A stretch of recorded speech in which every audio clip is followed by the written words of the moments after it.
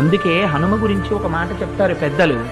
ఆయనకి నమస్కారం చేసిన వాడికి బుద్ధి, యశస్సు, బలం, ధైర్యం, వాక్పటుత్వం, ఆరోగ్యం, అజాడ్యం ఇవన్నీ కూడా ఏకకాలమునందు సంభవిస్తాయి. హనుమ అంటే ఒక ప్రత్యేకమైనటువంటి వ్యక్తి. రామాయణంలో ఎక్కడైనా భగవంతుణ్ణి ఆశ్రయించి భక్తులు ఉంటారు. భగవంతుడు ఏ స్థాయిని పొందాడో భక్తుడు కూడా ఆ స్థాయిని పొందిన ఘటన రామాయణంలోని. రామచంద్రమూర్తికి నేను ఈ మాట అన్నానని కాదు, కొంచెం వయస్సు వచ్చిన వాళ్ళు, కొంచెం పెద్దవాళ్ళు భక్తులు ఉంటారేమో, ఈ మాట చెప్తే రామచంద్రమూర్తి కూడా సంతోషిస్తారు. అసలు యథార్థానికి హనుమకి మాత్రం చిన్న చిన్న పిల్లల దగ్గర నుంచి భక్తులు ఉంటారు. హనుమ పేరు చెప్తే ఎల్కేజీ వాడు భక్తుడే.